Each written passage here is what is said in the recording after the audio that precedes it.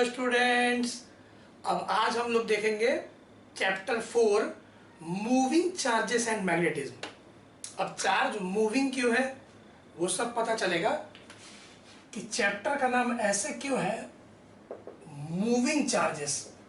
इसका मतलब कि चार्ज रेस्ट पे नहीं होना चाहिए, चार्ज चलता हुआ होना चाहिए मैग्नेटिक फील्ड में। मूविंग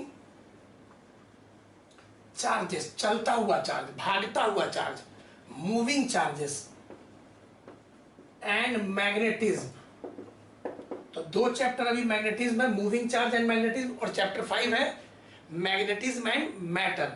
तो चैप्टर 5 जो है मैग्नेटिज्म एंड मैटर, उसमें बार मैग्नेट के बारे में भी पढ़ेंगे। ठीक है, तो अभी और सुने होंगे चैप्टर 5 में, फिर केमिस्ट्री में सुने होंगे फेरोमैग्नेटिक, डाई मैग्नेटिक, पारामैग्नेटिक, ये सब चैप्टर 5 में। क्लियर। तो अभी मूविंग चार्जेस एंड मैग्नेटिज्म। अब देखिए इसमें सबसे पहले सीधे स्टार्ट करते हैं बेसिक थोड़ा इंट्रोडक्शन है मैग्नेटिक फील्ड का। अब 10th में भी आप सुन चुके हैं, 10th स्टैंडर्ड में थोड़ा सा आप जानते हैं मैग्नेटिक फील्ड। अब फील्ड माने क्या हो गया, स्पेस, जगह, सराउंडिंग, इन्वायरमेंट। किसके आगे कोई बार मैग्नेट है, अगर कोई बार मैग्नेट है, let us draw a diagram. अगर कोई बार मैग्नेट है तो सब जानता है कि बार मैग्नेट का एक नॉर्थ पोल और एक साउथ पोल। अब सब 10th में भी पढ़े थे कि बार मैग्नेट के सराउंडिंग में मैग्नेटिक फील्ड होता है, जिसको हम लोग दर्शाते हैं, रिप्रेजेंट करते हैं मैग्नेटिक फील्ड लाइंस से। तो मैग्नेटिक फील्ड लाइंस जो कि मैग्नेट के अंदर भी होता है, भीतर भी होता है। अब यहां पे तुम देखना, पहले थोड़ा अंदर तक रखो, 1 2 3, चलो अब देखो अंदर ही से थोड़ा मुड़ते चला जाएगा, अंदर से ही थोड़ा कर्व होते चला जाएगा, और ये वाला ऐसे मिला देते हैं क्लोज लूप, और ये भी ऐसे क्लोज लूप। ये देखो कैसे मिल गया और क्लोज्ड लूप बनाता है मैग्नेटिक फील्ड लाइंस। तो शायद 10th स्टैंडर्ड में देखे हो कि नॉर्थ से, outside the bar magnet, north से मैग्नेटिक फील्ड लाइंस निकलता है, देखे थे 10th में, और साउथ में एंटर करता है। लेकिन मैग्नेट के अंदर साउथ से होता है कहां, नॉर्थ की ओर। देखना ये थोड़ा टच की तरह लग रहा है, टच कराना नहीं। तो ऐसे मैग्नेटिक फील्ड लाइंस होता है बार मैग्नेट के सराउंडिंग, जिसको हम लोग दर्शाते हैं मैग्नेटिक फील्ड लाइंस से। ठीक है, तो पहले क्या हो गया भाई, उसी प्रकार कोई करंट कैरिंग वायर होगा, कोई वायर है जिसमें करंट है, तो इसके आसपास भी हम लोग पढ़ेंगे कि मैग्नेटिक फील्ड लाइंस होता है, और ये भी क्लोज लूप बनाता है। ये भी डिटेल में पढ़ेंगे, यही तो पढ़ना है मैग्नेटिक इफेक्ट ऑफ करंट। तो 10th में भी शायद सुने होंगे तुम लोग ये बात कि मैग्नेटिक फील्ड क्या है, तो it is space around a magnet और करंट कैरिंग वायर, और wire carrying current, wire carrying current, एक वायर जिसमें करंट है। तो भाई मैग्नेटिक फील्ड होता है या तो बार मैग्नेट या कोई मैग्नेट के आसपास का सराउंडिंग में मैग्नेटिक फील्ड मिलेगा, या तो कोई वायर है जिसमें आई करंट है तो उसके आसपास के सराउंडिंग में भी मैग्नेटिक फील्ड निकलेगा। वायर वाला डिटेल में पढ़ेंगे, अभी बस ऐसे ही रफ में थोड़ा सा बता दिए। ठीक है, तो और वायर जिसमें कैरिंग करंट। तो चलिए अब मैग्नेटिक फील्ड कॉमन सेंस है, ये कहीं यहाँ कुछ और होगा, यहाँ कुछ और होगा, यहाँ ज्यादा होगा, कहीं कम होगा। बार मैग्नेट से जैसे जैसे दूर जाओगे मैग्नेटिक फील्ड का वैल्यू क्या होगा, कम होगा। तो मैग्नेटिक फील्ड के वैल्यू को बोलते हैं मैग्नेटिक फील्ड स्ट्रेंथ। तो the magnetic field, the strength of magnetic field strength बोलते हैं। तो द वैल्यू और magnitude of magnetic field, magnetic field, field at a point, introduction है ध्यान दो, at a point is called magnetic field strength. ठीक है, और मैग्नेटिक फील्ड स्ट्रेंथ इसको डिनोट करते हैं बी से। जैसे इलेक्ट्रिक फील्ड था तो इलेक्ट्रिक फील्ड को डिनोट क्या चीज से करते थे, ई से। तो मैग्नेटिक फील्ड को एम से डिनोट नहीं करते, एम इस चैप्टर में कुछ और है, एक्चुअली चैप्टर 5 में एम कुछ और है। तो एम से डिनोट नहीं करते मैग्नेटिक फील्ड को, मैग्नेटिक फील्ड को डिनोट करते हैं B. It is denoted by B. देख लो बी वेक्टर से डिनोट करते हैं क्योंकि वेक्टर क्वांटिटी है मैग्नेटिक फील्ड, इसके पास मैग्नीट्यूड भी होगा और डायरेक्शन भी होगा। तो बी से डिनोट करते हैं, याद रखना। और वैल्यू का बात कर रहे थे तो अभी खाली बी देखो, लेटर बी, ठीक है। तो बाद में डिटेल में पढ़ेंगे मैग्नेटिक फील्ड के बारे में। तो चलो यहाँ पे कुछ ऐसा यूनिट बताते हैं, यहाँ पे लिखते हैं। अभी तुम एक डायग्राम ऐसे ही बना लेना फीलिंग के लिए बार मैग्नेट का। एक्चुअली बार मैग्नेट डिटेल में पढ़ना है चैप्टर, ठीक है ना, चैप्टर 5 में। अब ऐसा यूनिट अगर हम लोग बात करें, ऐसा यूनिट, तो ऐसा यूनिट होता है टेस्ला, ठीक है। तो मैग्नेटिक फील्ड का या मैग्नेटिक फील्ड स्ट्रेंथ का जो ऐसा यूनिट है वो टेस्ला है। जो महान साइंटिस्ट निकोल टेस्ला, जो आज घर में तुम्हारे इलेक्ट्रिसिटी आ रहा है, निकोला टेस्ला ही के कारण आ रहा है। जो एसी जनरेटर का आविष्कार किए थे, जो अल्टरनेटिंग करंट का वैल्यू बताए थे, ठीक है ना। तो जितना भी तुम लाइटनिंग दुनिया में देख रहे हो, due to the greatest scientist ever, कितना तो आइंस्टाइन से एक बार पूछा गया कि आप जीनियस है, कैसा फीलिंग आपको आता है to be a genius, how do you feel. तो आइंस्टाइन बोला कि go and ask from Tesla. मतलब सोच लो, मतलब कि टेस्ला से पूछो कि जीनियस होने का फीलिंग क्या आता है। मतलब आइंस्टाइन भी मानता था कि टेस्ला वाज द ग्रेटेस्ट, और उसी के कारण इतना तुम देखते हो अल्टरनेटिंग करंट ट्रांसफार्मर का आविष्कार किया, एसी जनरेटर का आविष्कार किया टेस्ला। तो उसी महान साइंटिस्ट के नाम पे है टेस्ला, ठीक है, निकोला टेस्ला के नाम पे। और CGS unit, CGS unit Gauss, Gauss का नाम तो तुम लोग सुने ही हो गॉस लॉ में। और याद रखना एक टेस्ला में 10,000 गॉस होता है, ठीक है। 1 tesla is equal to 10 to the power 4 gauss. तो ये अभी जस्ट इंट्रोडक्शन हुआ कि मैग्नेटिक फील्ड क्या है भाई। तो या तो कोई मैग्नेट के आसपास का जो क्षेत्र है या कोई करंट कैरिंग वायर के आसपास का क्षेत्र है, वहां पे एक फील्ड होता है, जो कि तुम 10th में भी सुने थे, मैग्नेटिक फील्ड। हम लोग को अभी बताते हैं 12th में क्या पढ़ना है। और मैग्नेटिक फील्ड के वैल्यू को किसी भी पॉइंट पे बी से डिनोट करते हैं, जैसे इलेक्ट्रिक फील्ड को ई से डिनोट करते थे। और ऐसा यूनिट और सीजीएस यूनिट। अभी प्रॉपर्टीज भी लिखेंगे जो कि 10th में भी तुम देखे थे इंट्रोडक्शन में, पहले इसको नोट कर लो।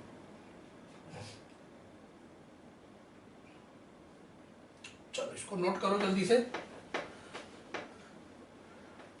कि भाई प्रॉपर्टीज क्या है मैग्नेटिक फील्ड लाइंस का। और उसके बाद हम लोग चैप्टर स्टार्ट करेंगे, अभी इंट्रोडक्शन चल रहा है। चैप्टर का जो फर्स्ट टॉपिक है वो स्टार्ट करेंगे।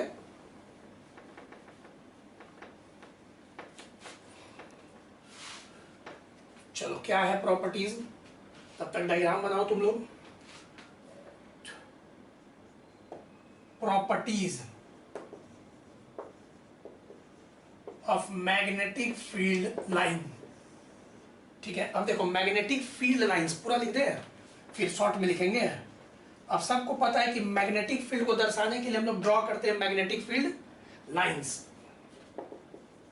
मैग्नेटिक फील्ड लाइंस, तो थोड़ा सा प्रॉपर्टी देख लेते हैं मैग्नेटिक फील्ड लाइंस का, फिर धीरे धीरे पूरे चैप्टर में, चैप्टर 4 और 5 में हम लोग ड्रॉ तो करते ही रहेंगे। तो इंट्रोडक्शन में, अभी ये सब बोर्ड एग्जाम में थोड़ी आएगा, नहीं समझे, ये सब बस इंट्रोडक्शन है जो थोड़ा सा जान लो स्टार्टिंग में, फिर फर्स्ट टॉपिक पढ़ाते हैं क्या है। तो पहले सारा बच्चा जानता है आउटसाइड अ बार मैग्नेट, मतलब कि बार मैग्नेट के बाहर, outside a bar magnet, magnetic field line, magnetic field line emerge, देख लो इमर्ज कर रहा है फ्रॉम नॉर्थ पोल, ठीक है, एंड कन्वर्ज कर रहा है किस में, साउथ पोल में। तो स्टार्ट भी बोल सकते हो और एंड भी बोल सकते हो। तो लिख देते स्टार्ट, एनसीईआरटी का language, start from north pole, N pole माने north pole, and end at बोलो साउथ पोल, एस पोल लिख देना, south pole, north pole south pole. लेकिन मैग्नेट के इनसाइड सब जानता है कि साउथ से नॉर्थ होता है, देखो ध्यान से। तो मैग्नेटिक फील्ड लाइन चुंबक के बाहर नॉर्थ से निकलता है और साउथ में एंटर करता है, लेकिन मैग्नेट के अंदर तुम देख रहे हो साउथ से नॉर्थ है, ठीक है। तो इसीलिए लिखा हुआ है आउटसाइड। दूसरा, magnetic field line do not intersect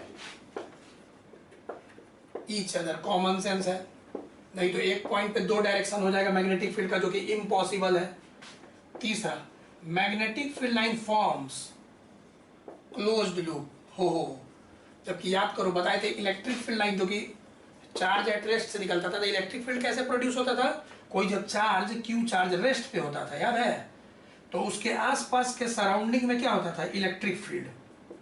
तो इलेक्ट्रिक फील्ड कैसे जनरेट होता था? चार्ज एट रेस्ट, ठीक है, मैग्नेटिक फील्ड मैग्नेट से, और इलेक्ट्रिक फील्ड खुला खुला रहता था, वो क्लोज लूप नहीं बनाता था, याद करो। लेकिन मैग्नेटिक फील्ड हमेशा घेरा बनाएगा, हमेशा क्लोज लूप बनाएगा। यहाँ देखो ये कैसे ऐसे जा रहा है क्लॉकवाइज, फिर इधर देखो ये ऐसे कैसे जा रहा है एंटी क्लॉकवाइज।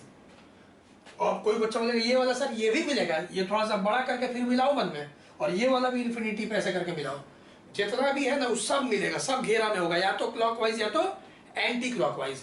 तो मैग्नेटिक फील्ड लाइन फॉर्म करता है क्या चीज? Closed loop.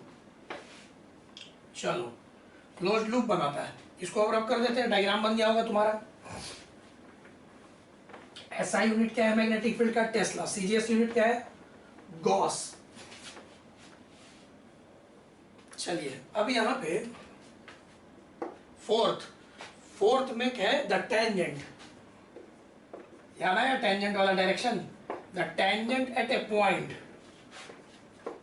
ठीक है, on magnetic field line gives direction of magnetic field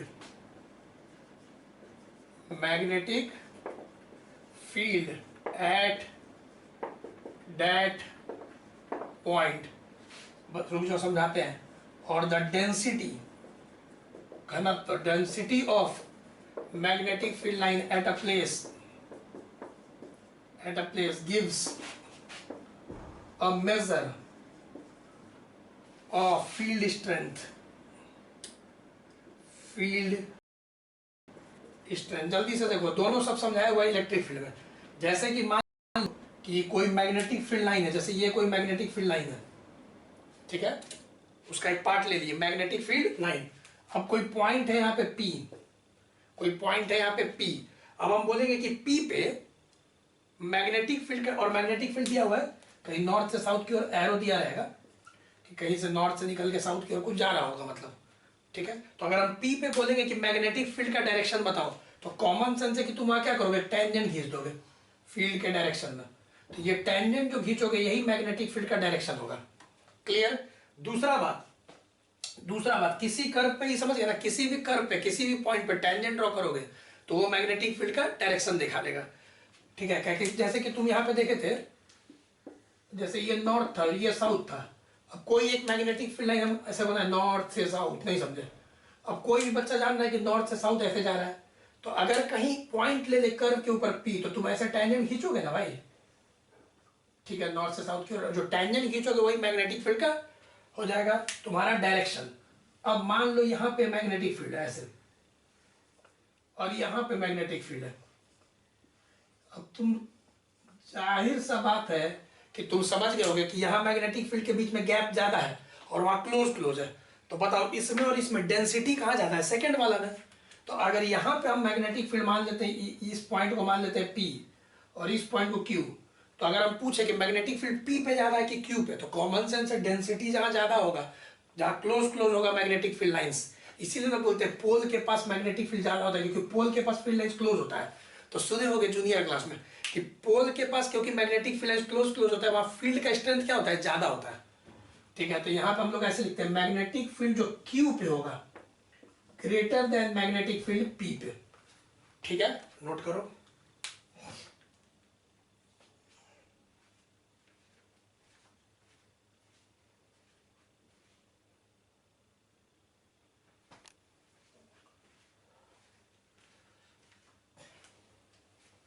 चलो हो गया, तो बोल देते एक बार, outside a bar magnetic field start from north pole and end at south pole.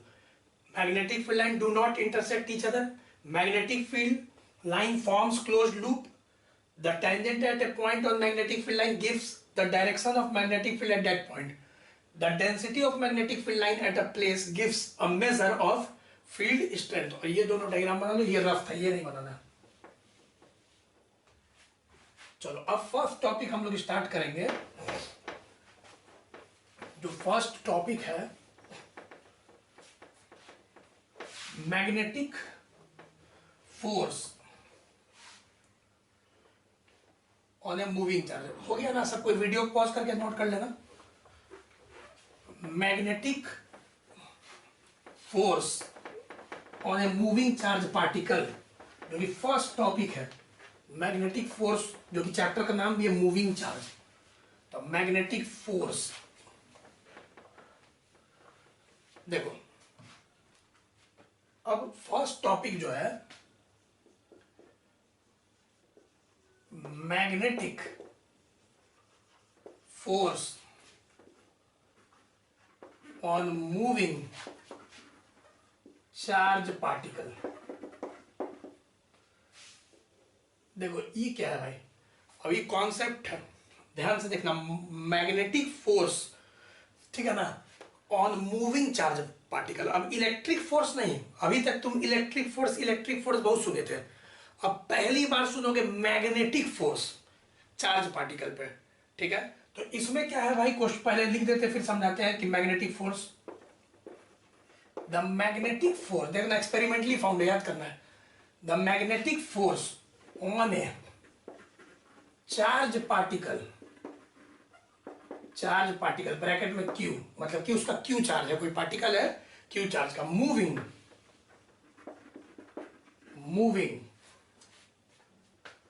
With velocity v, with velocity v in magnetic field,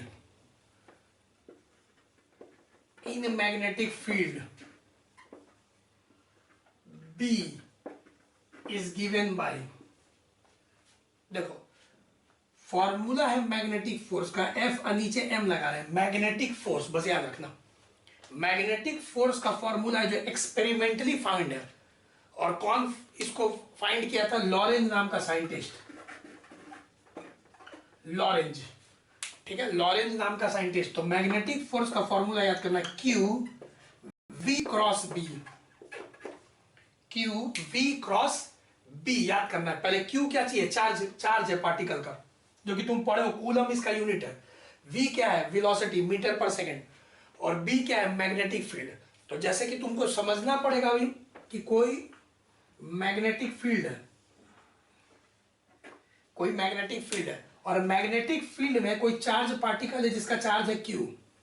तो magnetic field है, उसमें एक चार्ज पार्टिकल जिसका चार्ज है क्यू, इसको फेंक दिया गया। लेटर सपोज ऐसे खटाक ऐसा फेंक दिया गया, ठीक है, चार्ज पार्टिकल को ऐसे फेंक दिया गया। अब हॉरिजॉन्टल से वो कितना एंगल बना रहा है? मान लो यह एंगल कितना बना रहा है? थीटा।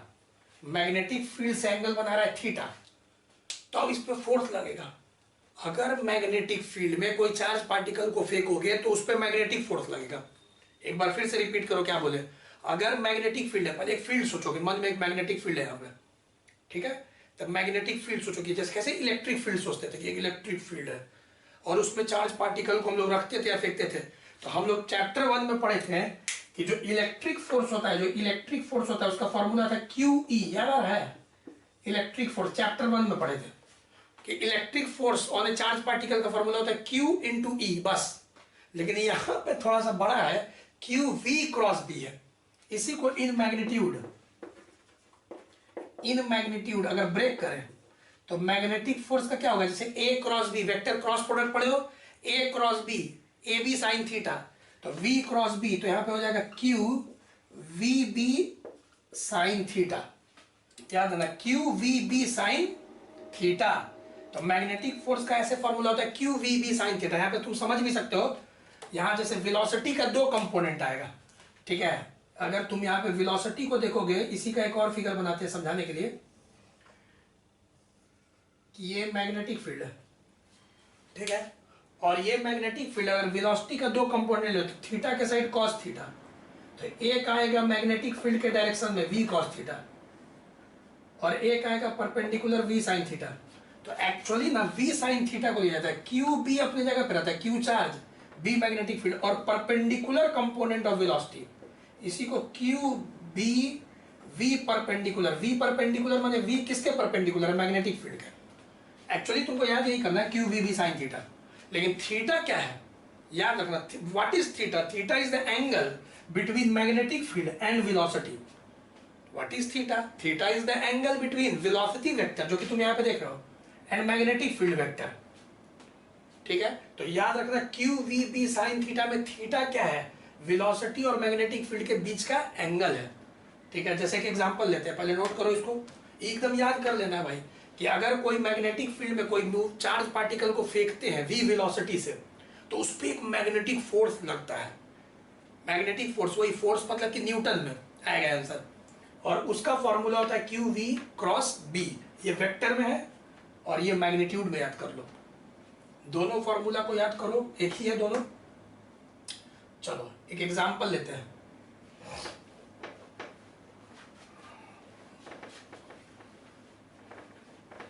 तो लॉरेंज नाम का साइंटिस्ट दिया था, एक पहला कॉन्सेप्ट है समझो, जो तुमको याद करना है। इस पे कैसा कैसा सवाल आएगा सब 1-2 दिन में समझ में आ जाएगा। कैसा न्यूमेरिकल आएगा बोर्ड एग्जाम में, ऑब्जेक्टिव या सब्जेक्टिव सब बता दिया जाएगा।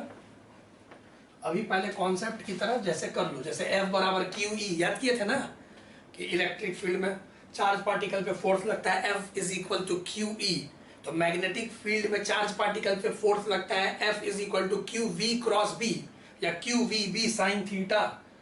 ठीक है, अब जैसे कोई एग्जांपल ले, मान लो एक एग्जांपल नोट करो। ठीक है, मान लो कि हम बोलते कि ये मैग्नेटिक फील्ड है, लेट अस सपोज 20 टेस्ला, कुछ भी दे दिए। चलो मैग्नेटिक फील्ड है, 20 टेस्ला का मैग्नेटिक फील्ड है, और इसमें एक चार्ज पार्टिकल को हम फेंक दिए। चार्ज पार्टिकल है लेट अस सपोज क्यू, मान लो 2 कूलम। अभी मान लो 2 कूलम का चार्ज पार्टिकल है, जस्ट इमेजिन करो, उसको फेंक दिए। कितना डिग्री पे फेंक दिए भाई? तो यहाँ पे 30 डिग्री पे फेंक दिए। ठीक है, और कितने वेलोसिटी से फेंक दिए? तो 10 मीटर पर सेकेंड से। तो 10 मीटर पर सेकेंड से 2 कूलम के चार्ज पार्टिकल को मैग्नेटिक फील्ड में फेंक दिए। ये क्वेश्चन है, मान लो एग्जांपल की तरफ। अब इस चार्ज पार्टिकल पे, ये जो चार्ज पार्टिकल है जिसको फेंका गया है, इस पे फोर्स लगेगा। तो अगर हम बोलेंगे मैग्नेटिक फोर्स निकालो, जस्ट हम जान रहे कि सबसे बन जाएगा, बस हम ऐसे ही थोड़ा दिमाग शार्प कर रहे हैं ताकि याद हो जाए अभी के अभी Q V B sine theta. तो वो तो हमको भी पता है कि तुम लोग बना लोगे, Q V B sine theta. तो यहाँ पे क्यू कितना हो गया? 2 कूलम का चार्ज। v कितना हो गया? सब असाइन करिए 10। b कितना है? 20 साइन 30 1/2। ठीक है, तो ये तो 2 कैंसिल हो गया, कितना आ गया? 200 न्यूटन। तो देखो न्यूटन में। ठीक है, तो इससे क्या हुआ, सारा का यूनिट तुम ऐसा यूनिट पकड़ दिए कि 200 न्यूटन का क्या लग गया भाई? फोर्स लग गया चार्ज पार्टिकल पे। अब कोई बच्चा पूछेगा सर डायरेक्शन, क्योंकि फोर्स भी वेक्टर क्वांटिटी है, तो डायरेक्शन के बारे में अलग से चर्चा करेंगे, बात करेंगे। पहले मैग्नीट्यूड को देखो तुम, Q V B sine theta, magnitude 200 newton का फोर्स लगा। अभी तुमको ये नहीं पता है कि ये फोर्स लगा कहाँ, इनवर्ड आउटवर्ड लगा, इनवर्ड लगा, दाएं लगा, बाएं लगा, ऊपर लगा, नीचे लगा, यू डोंट नो, तुमको नहीं पता है अभी। उसके लिए पढ़ाएंगे फ्लेमिंग राइट हैंड रूल या क्रॉस प्रोडक्ट का रूल, तो इंतजार करो थोड़ा। अभी मैग्नीट्यूड समझ गए, 200 न्यूटन का फोर्स लगा। चलो डिस्कशन। अब देखो डिस्कशन में, चलो देखो डिस्कशन में क्या चाहिए।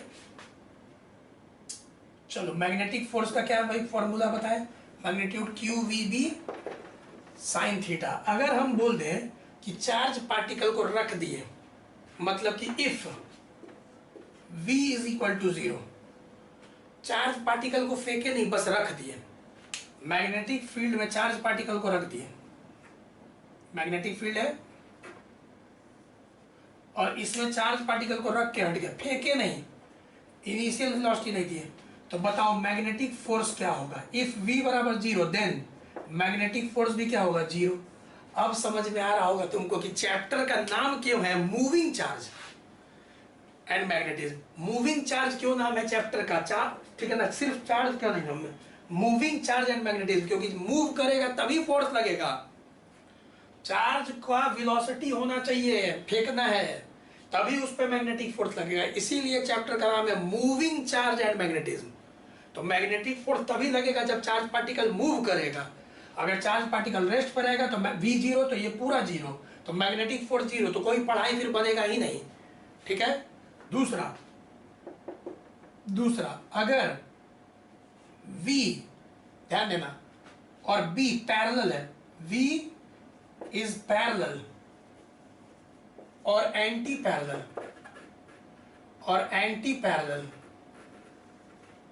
तो V वेक्टर इज पैरेलल और anti parallel to B vector.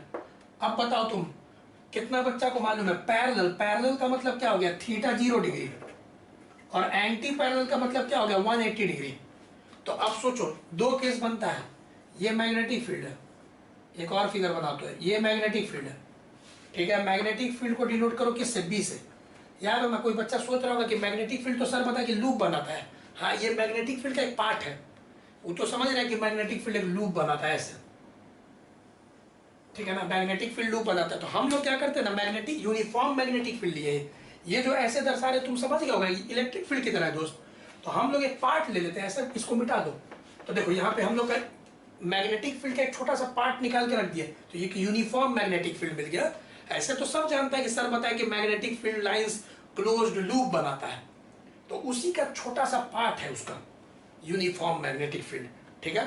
अब मान लो कि यहाँ पे एक चार्ज है Q, और इसको फेंक दिए फील्ड के पैरेलल, मतलब फील्ड भी ऐसे, वेलोसिटी भी ऐसे। अब बताओ यहाँ कितना डिग्री बनेगा, 0 डिग्री। यही अगर हम लोग तीर उल्टा बना दें, ऐसे वेलोसिटी ऐसे, चार्ज पार्टिकल ऐसे, फील्ड ऐसे, अब वेलोसिटी ऐसे, कितना डिग्री, 180 डिग्री। अब सारा स्टूडेंट जानता है कि साइन जीरो भी 0 होता है, और साइन 180 डिग्री भी 0 होता है। साइन 0 भी 0, साइन 180 भी 0। तो अगर हम लोग इस फॉर्मूला में रखेंगे साइन 0 तो पूरा 0, साइन 180 पूरा 0, मतलब क्या, मैग्नेटिक फोर्स क्या हो जाएगा, 0। वाह, तो देख लो मैग्नेटिक फोर्स 0 कितना कंडीशन में हो गया, 3, या तो चार्ज पार्टिकल को रख दिए रेस्ट पे, या तो पैरेलल फेंके, या तो एंटी पैरेलल फेंके, तीनों केस में मैग्नेटिक फोर्स नहीं लगता है। अब सुनो न्यूटन का first law, Newton first law, अगर हम चार्ज पार्टिकल को 3 मीटर पर सेकंड से फेंके, घटा 3 मीटर पर सेकंड, 3, तो ये इस पे फोर्स कितना होगा, 0। अब जब 3 मीटर पर सेकंड से फेंक दिए, फोर्स 0 है, तो 3 से चलते रहेगा, law of inertia, 3 3 3 3 3 constant velocity से चलते रहेगा, क्योंकि वेलोसिटी चेंज करने के लिए फोर्स चाहिए, और फोर्स तो लग नहीं रहा है। यही अगर यहाँ पे 5 मीटर पर सेकंड से फेंक देते हैं, तो मैग्नेटिक फोर्स तो 0 है, तो ये 5 मीटर पर सेकंड से चलते रहेगा, चलते रहेगा, चलते रहेगा, चलते रहेगा। इस क्योंकि इस कभी ना वेलोसिटी बढ़ेगा ना घटेगा, law of inertia, Newton first law, याद आ रहा है। चलो अब मैक्सिमम मैग्नेटिक फोर्स बताओ कब लगेगा, सोच लिए। साइन थीटा मैक्सिमम कब होता है, 90 डिग्री पे, साइन 91, साइन 90 डिग्री 1। तो यहां पे हम लोग का मैक्सिमम के लिए हम लोग पढ़ते हैं, 1 मिनट,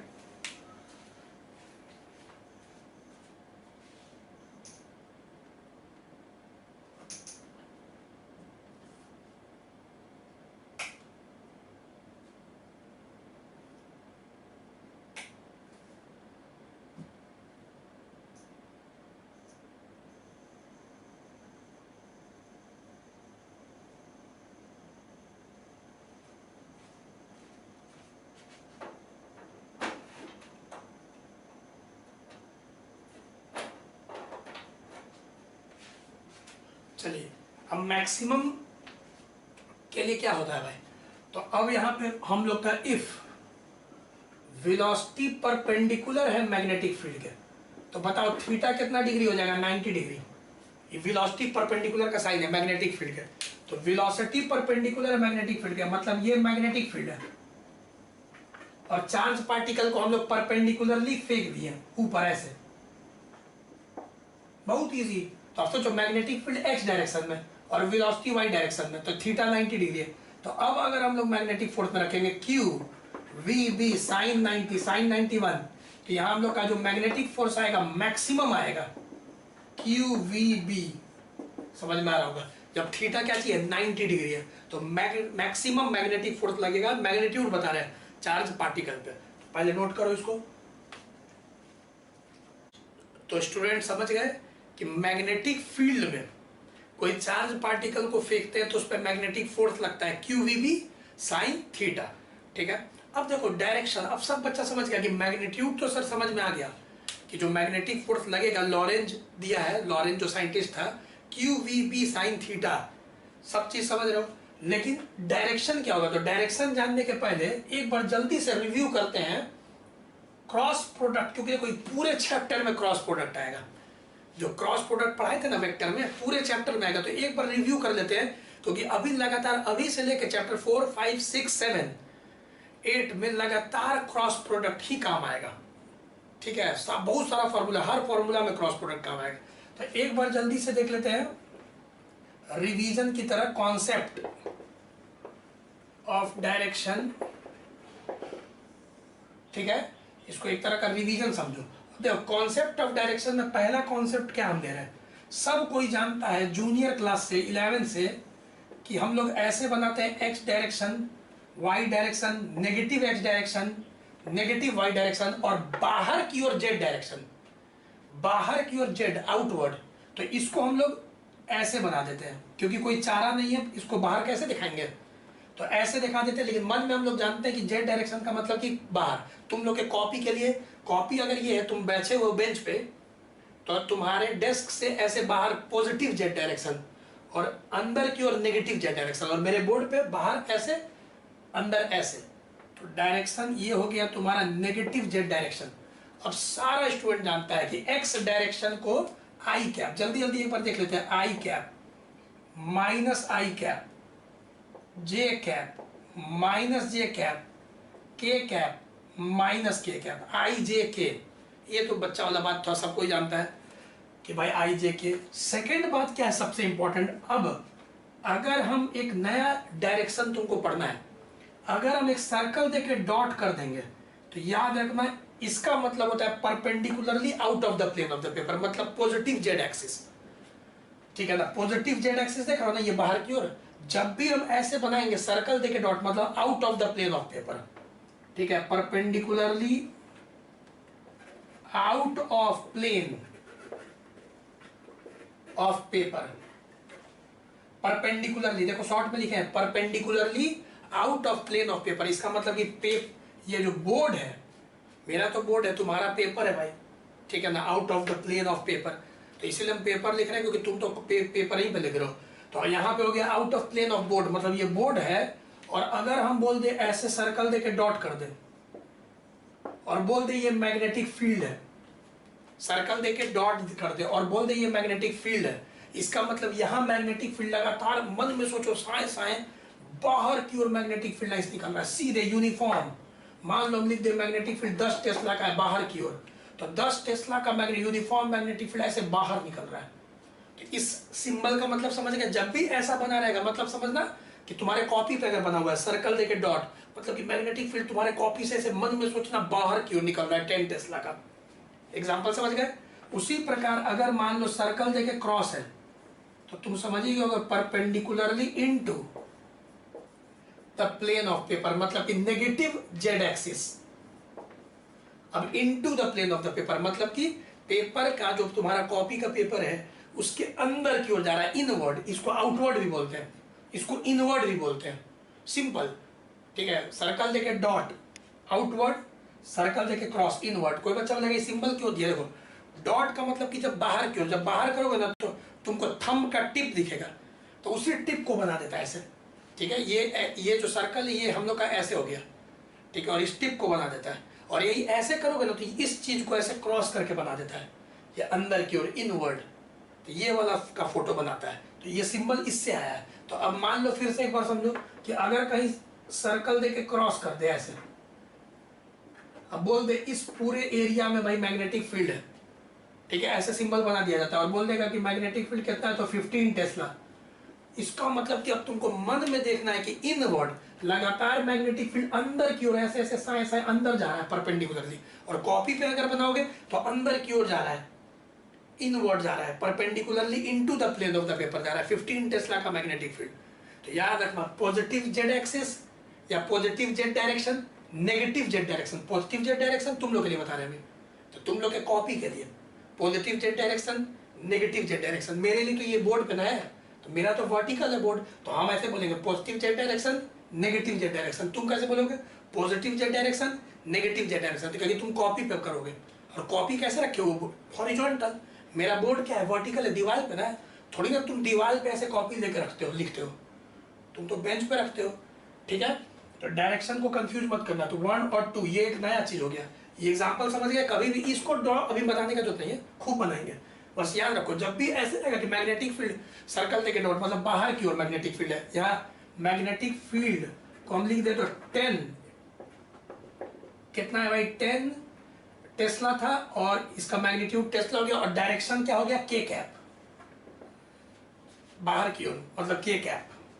उस फिगर में अगर हम बोले कि लिखो भाई इस एग्जांपल में मैग्नेटिक फील्ड, तो मैग्नेटिक फील्ड कितना हो गया? 15 टेस्ला, और डायरेक्शन इनवर्ड। इनवर्ड का मतलब क्या? माइनस के कैप, नेगेटिव जेड डायरेक्शन में माइनस के कैप, टेस्ला टेस्ला। तो ये समझ गए? यहां हो गया मैग्नीट्यूड डायरेक्शन, मैग्नीट्यूड डायरेक्शन, तो ये काम आएगा। तीसरा कॉन्सेप्ट क्या चीज है जो तुम जान रहे हो? तीसरा कॉन्सेप्ट, क्रॉस प्रोडक्ट में तुमको हम ट्रिक बताए थे 11th स्टैंडर्ड में। एक ट्रिक बताए थे क्रॉस प्रोडक्ट में। क्या ट्रिक था? कि अगर ये आई कैप है, ये जे कैप है, और ये के कैप है, तो आई से जे करोगे क्रॉस प्रोडक्ट तो के मिलेगा, जे से के करोगे तो आई मिलेगा, और के से आई करोगे तो जे मिलेगा। ये हम बताए थे ना, देखो दिख रहा है ना भाई, छोटा दिखा रहा है क्या? Cross product. तो ये ट्रिक बताए थे तुम लोग को क्रॉस प्रोडक्ट में। अगर हम तुम लोग से पूछे आई क्रॉस जे, तो आई क्रॉस जे क्या होता है? के।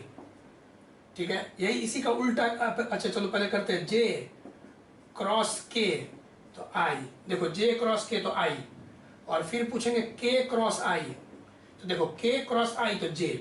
तो ये ट्रिक हम 11th स्टैंडर्ड में वेक्टर में पढ़ा चुके हैं, राइट हैंड थंब रूल से। ठीक है ना, राइट हैंड थंब रूल से 11th क्लास में हम लोग पढ़ चुके हैं। ठीक है, कि राइट हैंड थंब रूल से आई से जे क्रॉस करेंगे तो के मिलेगा, जे से के क्रॉस करेंगे तो आई मिलेगा, और के से आई क्रॉस करेंगे तो जे मिलेगा। ठीक है, तो क्रॉस प्रोडक्ट जानते हो। यही उल्टा करते हैं, अगर यही उल्टा चलेंगे तो तब ऐसे मिल रहा है जब एंटी क्लॉकवाइज चल रहा है तो पॉजिटिव मिल रहा है। यही उल्टा चलेंगे, अगर हम पूछेंगे जे, यही अगर हम पूछेंगे जे क्रॉस आई, तो सब जानता है माइनस के क्रॉस जे सब जानता है माइनस आई क्रॉस के सब जानता है माइनस जे। ये हम क्यों रिवीजन करवा दिए? कुछ बच्चा सोच रहा भाई क्यों बता रहे हैं सर आप, ये तो सबको पता ही है। क्योंकि देखो क्या बोले, चैप्टर 4, 5, 6, 7, 8 लगातार क्रॉस प्रोडक्ट का यूज आएगा। तो मेरा कर्तव्य है कि एक बार भाई बता दे 12th में कि देखो भाई क्रॉस प्रोडक्ट का रूल सब याद रखना, कि क्रॉस प्रोडक्ट में हम लोग ऐसे आई जे के लिख लेते हैं और एंटी क्लॉकवाइज घुमाते हैं। आई से जे क्रॉस करेंगे तो के मिलेगा, जे से क्रॉस के करेंगे तो आई मिलेगा, के से क्रॉस आई करेंगे तो जे मिलेगा, उल्टा चलेंगे तो नेगेटिव में मिलेगा। ये ट्रिक हम बता चुके हैं क्रॉस प्रोडक्ट का। चलो नोट करो कॉन्सेप्ट ऑफ डायरेक्शन में ये 3 बात, 1, 2, 3, और एग्जाम्पल 1 होगा तो नोट कर लेना।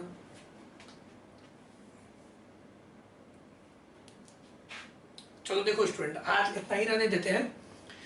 नेक्स्ट क्लास में क्या करेंगे? नेक्स्ट क्लास में मैग्नेटिक फोर्स का डायरेक्शन अभी नहीं बताया, अभी सिर्फ मैग्नीट्यूड बताया, Q V B sine theta. अब राइट हैंड रूल से, फ्लेमिंग राइट हैंड रूल सुने हो ना, या क्रॉस प्रोडक्ट का रूल से, जो राइट हैंड थंब रूल होता है क्रॉस प्रोडक्ट का, इन दोनों में से कोई एक यूज करेंगे। फिर पाम रूल भी होता है, और पता करेंगे कि मैग्नेटिक फोर्स का डायरेक्शन कहाँ है, किस डायरेक्शन में मैग्नेटिक फोर्स लगेगा। तो तुम आज सिर्फ सीखे हो मैग्नीट्यूड के बारे में, नेक्स्ट वीडियो में समझाते हैं डायरेक्शन के बारे में। ठीक है, और फिर ये भी तुम अभी नहीं जान रहे हो, एक तो हो गया डायरेक्शन के बारे में नहीं जान रहे हो, जो कि नेक्स्ट वीडियो में बताएंगे। दूसरा, चार्ज पार्टिकल को फेंकेंगे तो वो चलेगा कैसे, कब स्ट्रेट लाइन में चलेगा, कब सर्कल में चलेगा, कब हेलिकल में चलेगा, मतलब पाथ क्या होगा चार्ज पार्टिकल का, पाथ समझ रहे हो, ट्रैजेक्टरी कैसा होगा, स्ट्रेट लाइन होगा, सर्कल होगा, क्या होगा, पैराबोलिक होगा। तो हम लोग 2 चीज के बारे में नेक्स्ट वीडियो में अच्छे से पढ़ते हैं, एक डायरेक्शन ऑफ मैग्नेटिक फोर्स और एक path of charge particle in magnetic field, कि जब चार्ज पार्टिकल को मैग्नेटिक फील्ड में फेंक रहे तो वो किस ट्रैजेक्टरी पे चलेगा। क्लियर? तो आज बेसिक इंट्रोडक्शन शुरू कर दिए हैं, नेक्स्ट वीडियो से फिर मजा आने लगेगा। ठीक है, तो फिर मिलते हैं नेक्स्ट वीडियो में, बाय बाय।